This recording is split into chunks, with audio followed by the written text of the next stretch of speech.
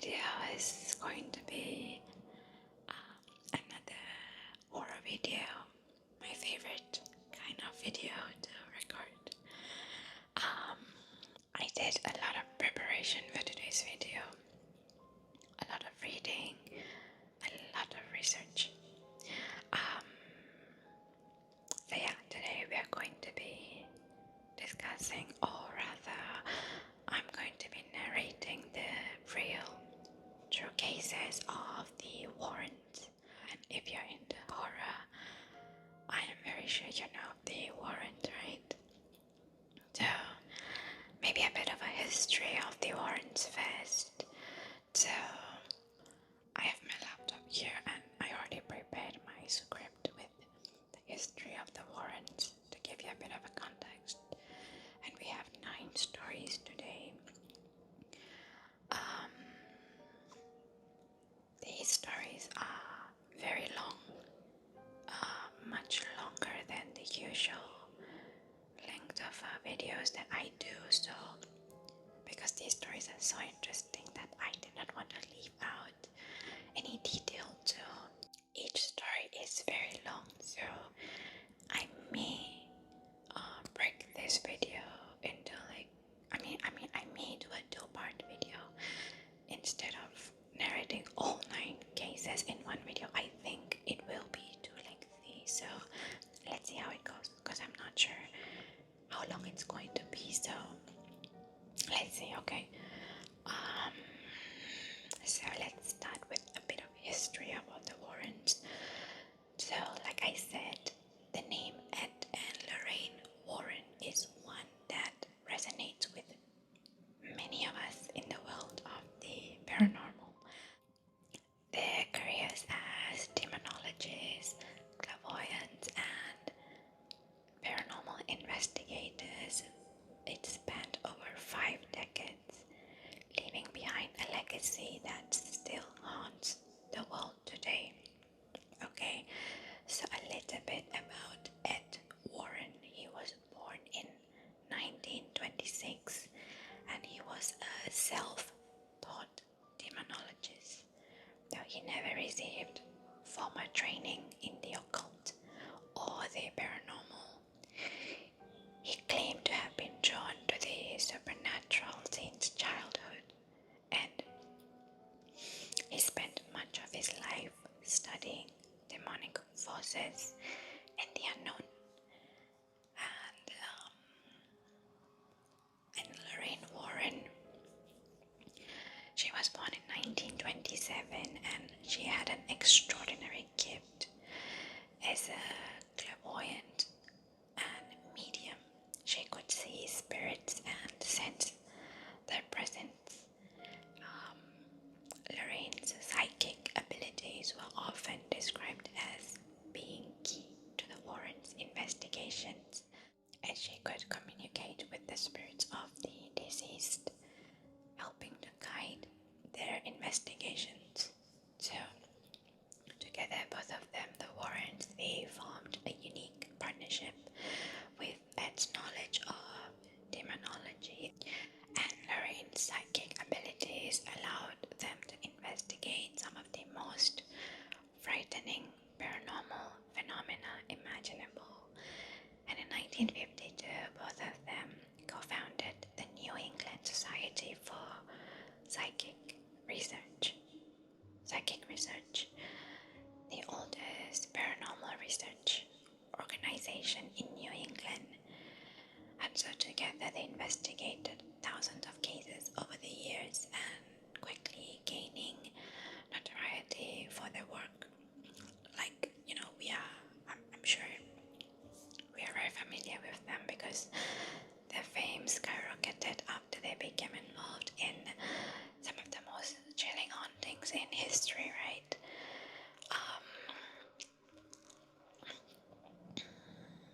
From the early days working on cases involving possessed objects and spirits of the dead, to their later involvement with cases that would go on to inspire films such as The Conjuring and Annabelle. So yeah, they got famous, right?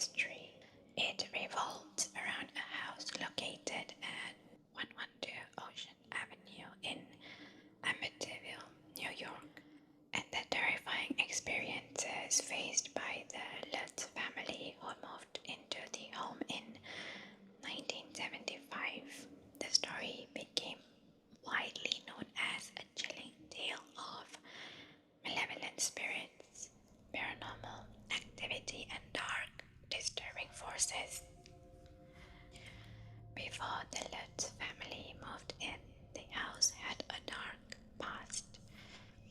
In November 1974, Ronald DeFeo Jr., the eldest son of the DeFeo family, Ronald DeFeo Jr. carried out a horrific massacre in the dead of night. DeFeo brutally murdered his parents, Ronald Sr. and Louise, and his 4 younger siblings, Dawn, Allison, Mark, and John, while they slept.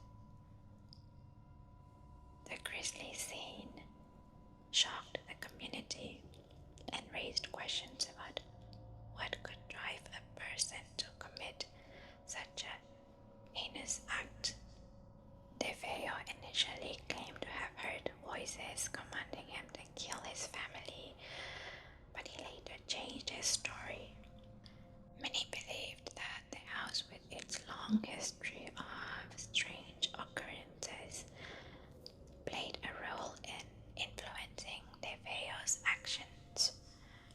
After the murders, the house remained vacant for several months before being purchased by the Lutz family in December 1975 for a bargain price.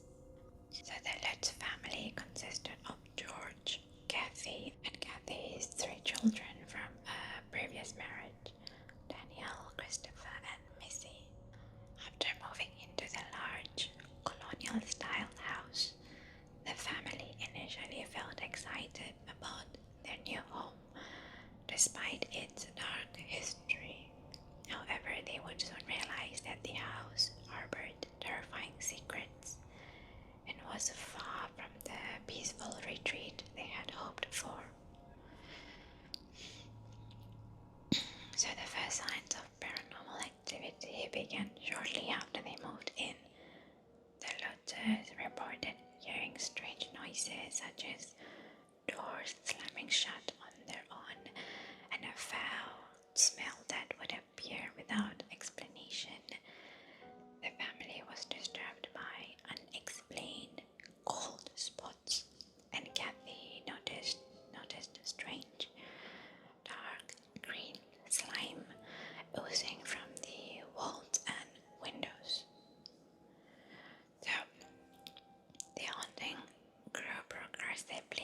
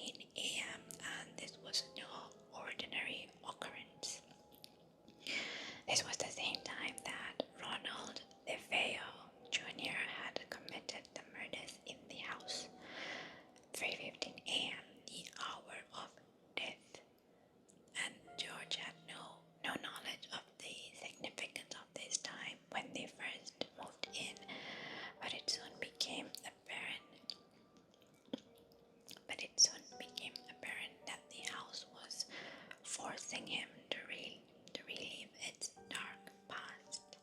Each night, as soon as the clock struck 3:15 a.m., George would wake up with a cold, overwhelming sense of dread, and the air would grow thick and stifling, and the temperature would plummet. It felt as though something or someone was watching him, and the feeling would last until he could no longer bear it.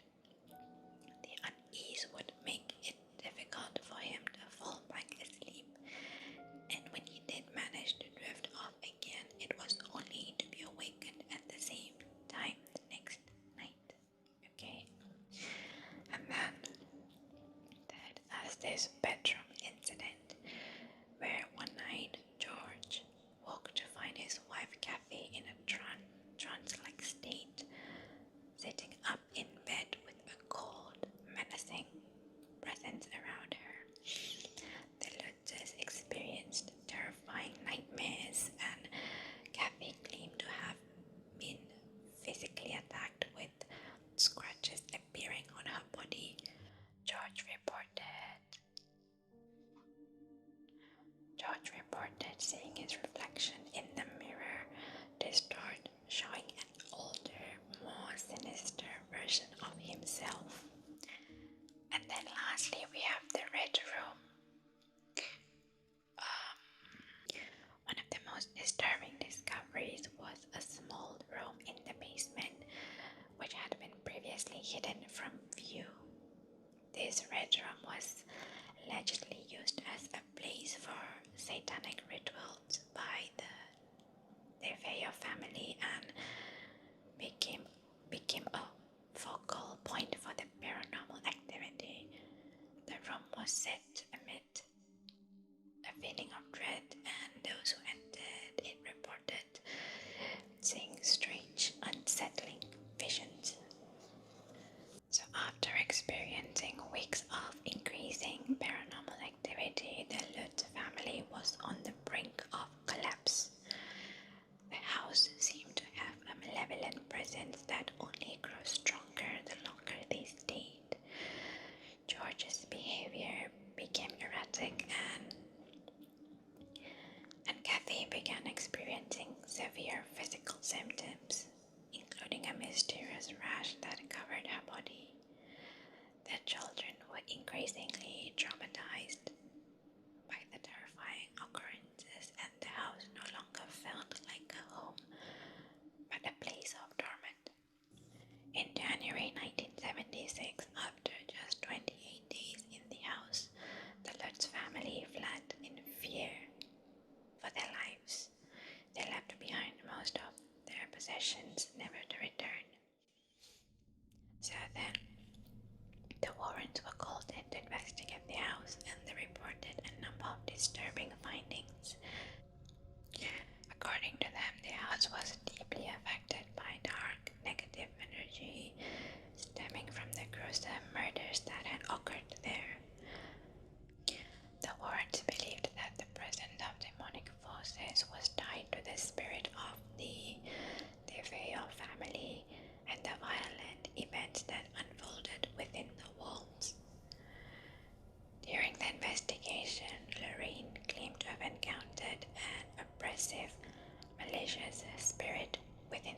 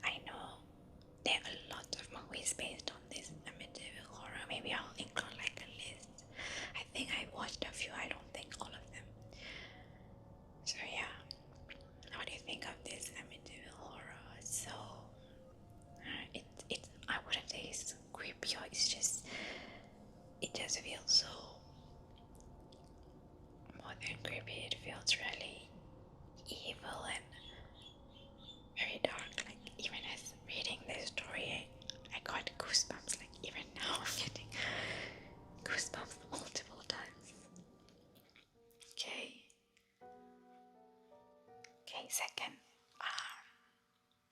let's look into the Annabelle case, okay?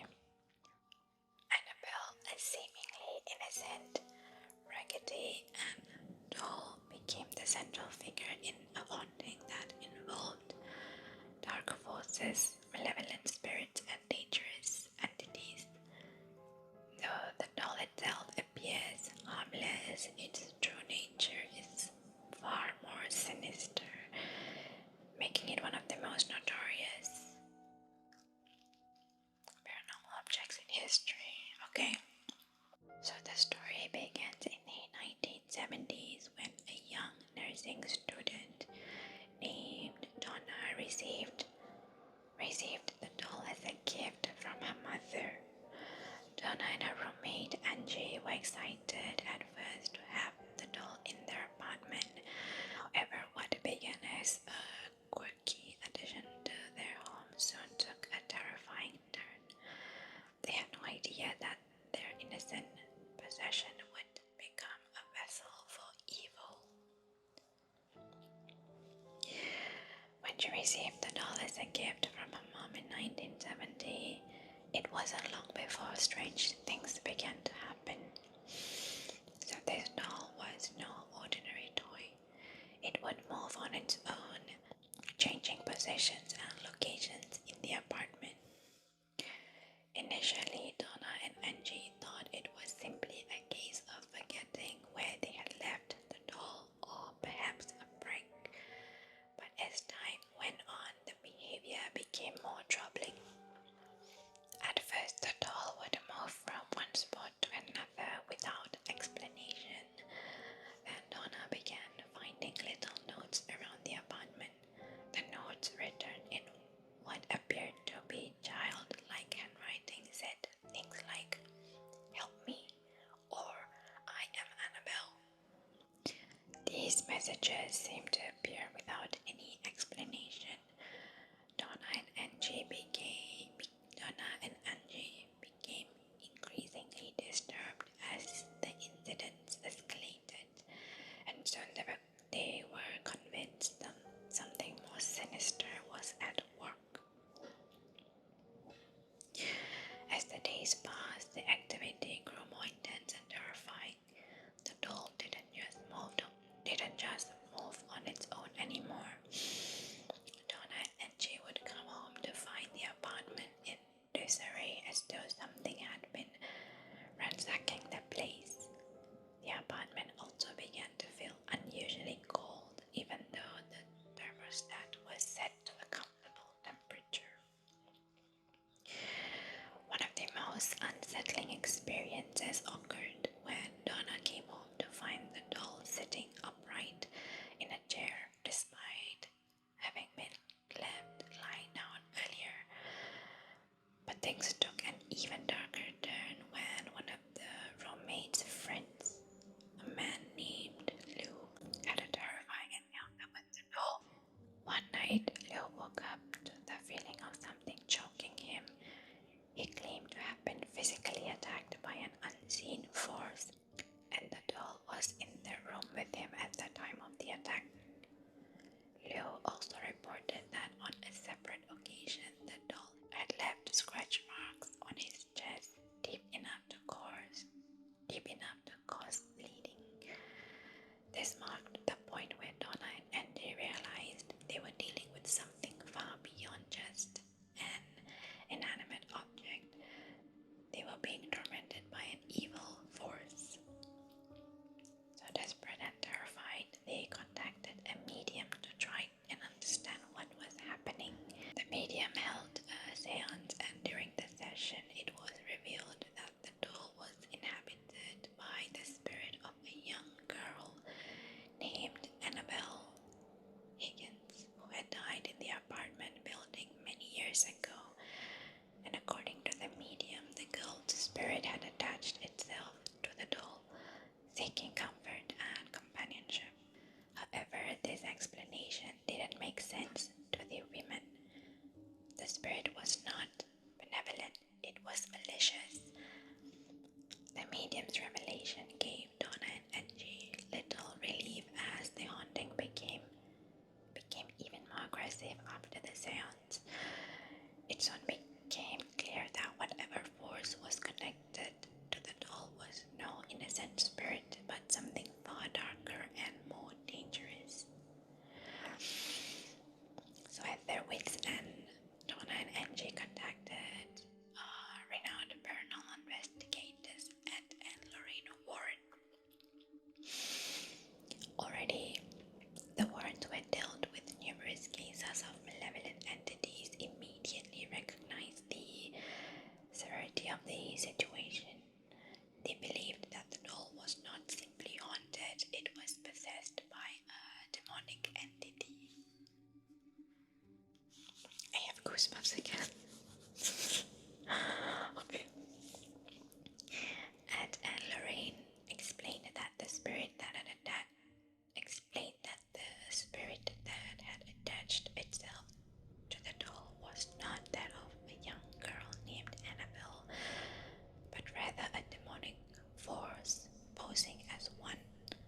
The demon, according to the Warrens, had chosen to use the doll as a vessel to latch onto the human inhabitants, particularly Donna.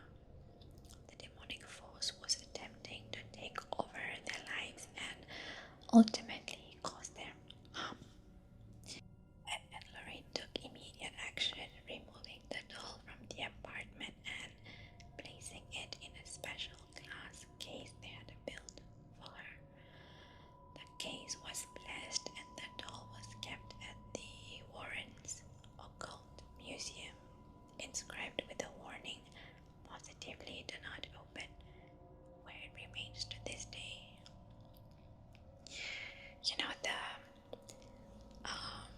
when you watch the movie, the Annabelle that they showed in the movie, I think it looks, it's not how the real doll looks, right?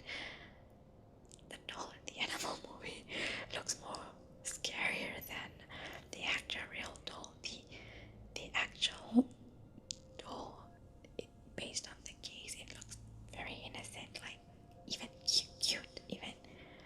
Just think that this kind, oh my god, I can't. I have so much of goosebumps. Okay, two very lengthy stories, right? I think I would cut this, I would make this into a two-part video. Otherwise, I think it will get too long, right? Okay. Third case, the Enfield Poltergeist. So this case took place from 1977 to 1979 in the small suburban town of Enfield, North London, and involved the Hodgson family, specifically Peggy Hodgson and her 4 children, Susan, Janet, Johnny, and Billy. The case has become notorious for its terrifying nature, as well as the dramatic and bizarre events that unfolded, leaving investigators, witnesses, and skeptics alike struggling to understand what really occurred. So the haunting began in 1977 of August, where the Hodgson family first began experiencing strange occurrences. Becky, the single mother, was at home with her children when they reported hearing loud knocking sounds coming from the walls. At first, Becky assumed the sounds were the result of structural issues in the house, but things soon took a disturbing turn. Over the course of a few days, furniture began to move on its own. Chairs would be overturned, found in different places, and objects like books, toys, and small items would mysteriously be thrown across the room. It was not until Janet and her younger brother Johnny witnessed a large armchair moving across the floor on its own that Peggy began to understand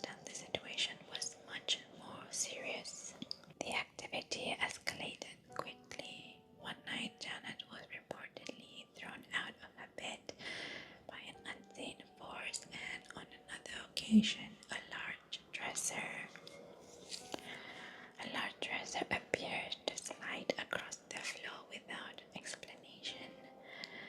It was as though the house itself was alive with malevolent energy, and the Hodgsons were caught in the middle of it. As the event grew more intense, Becky reached out to the police for help. When officers arrived, they were reportedly stunned by the events that unfolded. They witnessed furniture moving, heard loud knocking sounds, and even saw objects levitate or get thrown across the room. However, due to the strange and inexplicable nature of the event, the police were at a loss for how to explain it. One particularly bizarre incident occurred when the police officers claimed to see a chair move across the room by itself.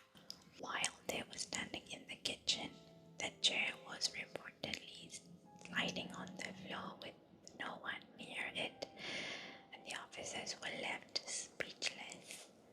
Despite their best efforts, the police could not offer any rational explanation, and they advised Peggy to seek help from paranormal experts.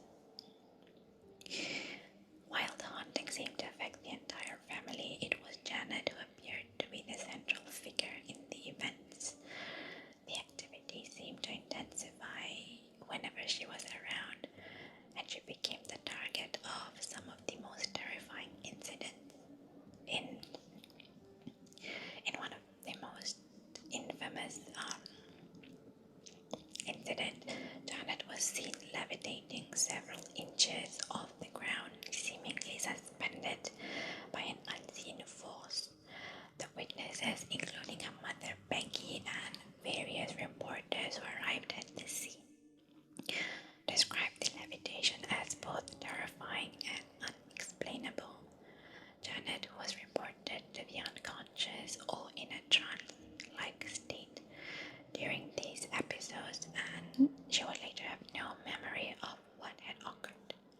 The levitation lasted for several seconds before she was dropped back onto the ground. On another occasion, Janet was reportedly found in the living room with an object thrown at her from across the room.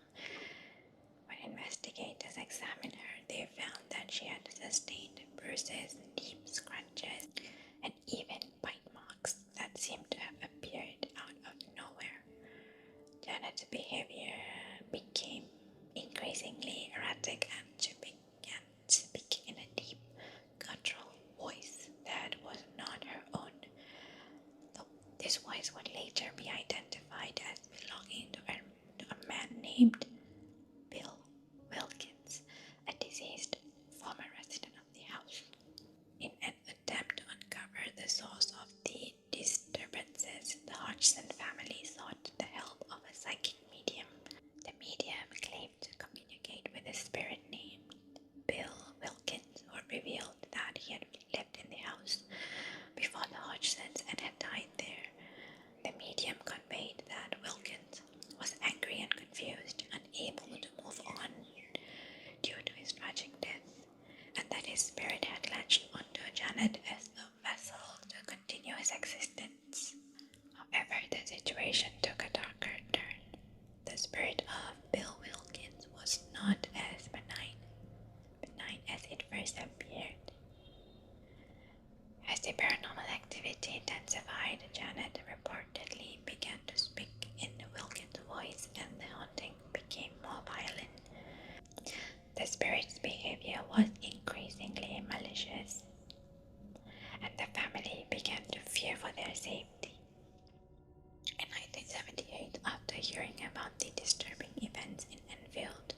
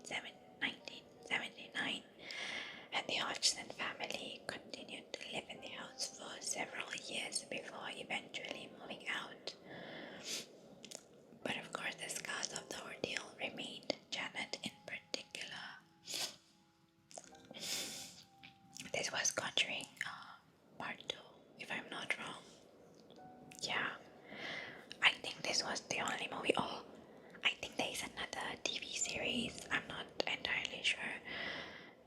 I think it's titled The Enfield Poltergeist. I think so. Yeah. Okay.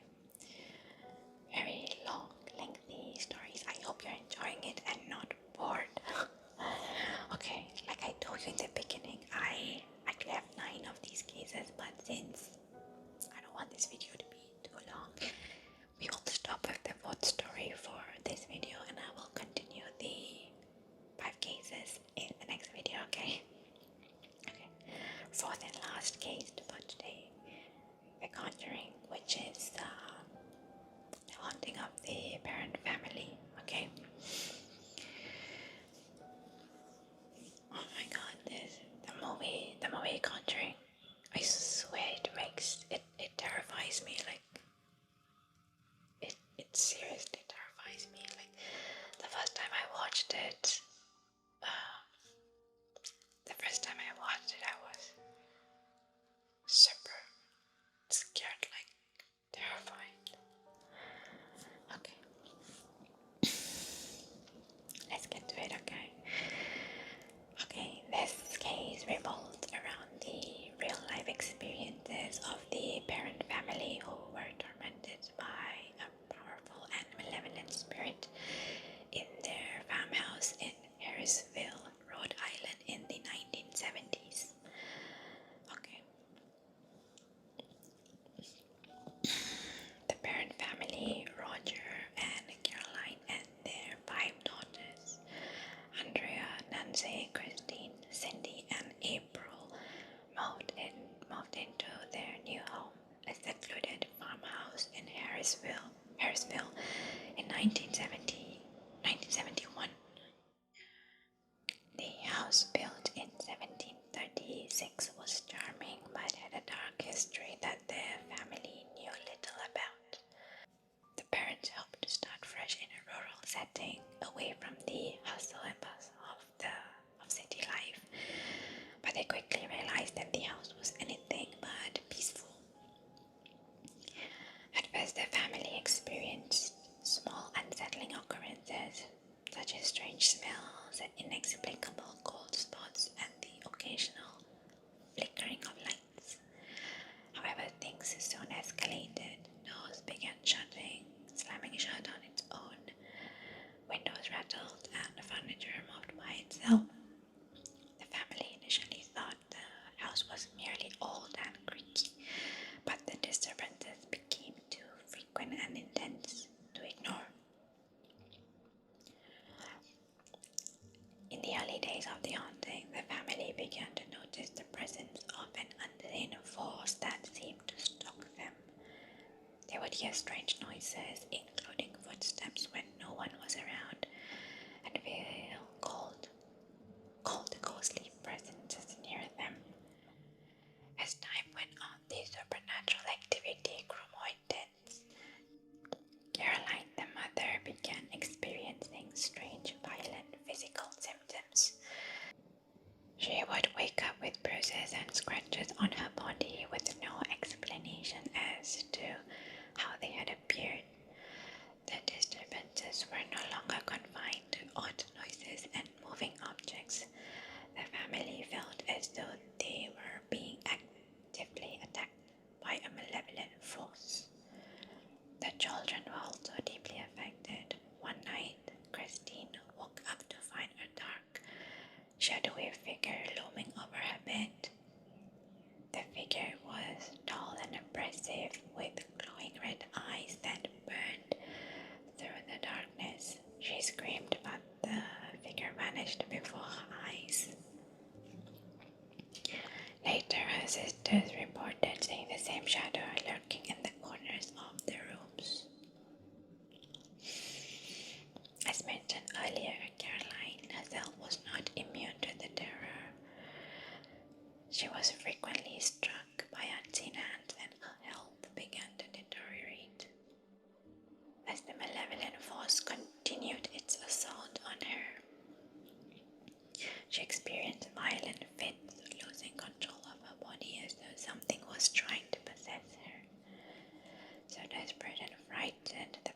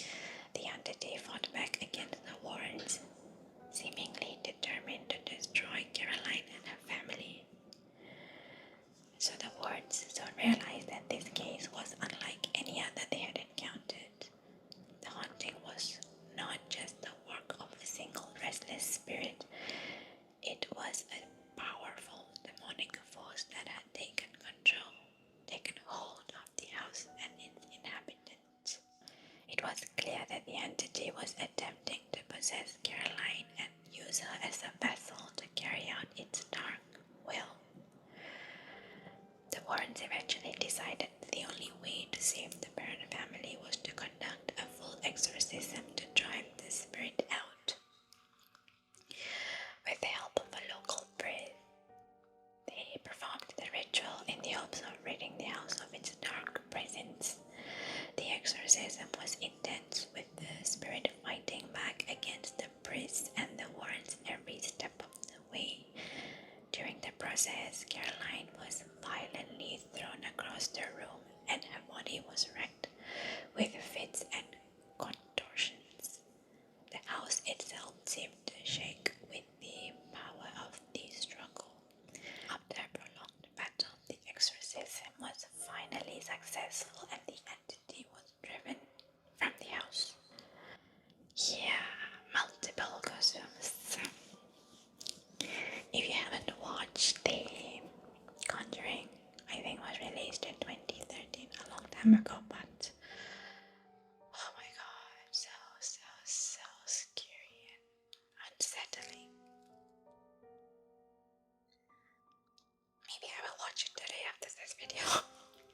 Okay, so that's I think that is the last and final installment of Conjuring that is coming out this year, right? Or next? Is that? I'm not so sure. Okay, so this wraps up the video for today. 4 long stories. As I said, this is just part 1. I will do the 5 other cases in part 2 next week, okay? I hope you enjoyed the video. Thank you so much if you watched until here. I hope you have a nice day or night wherever you are. Thank you.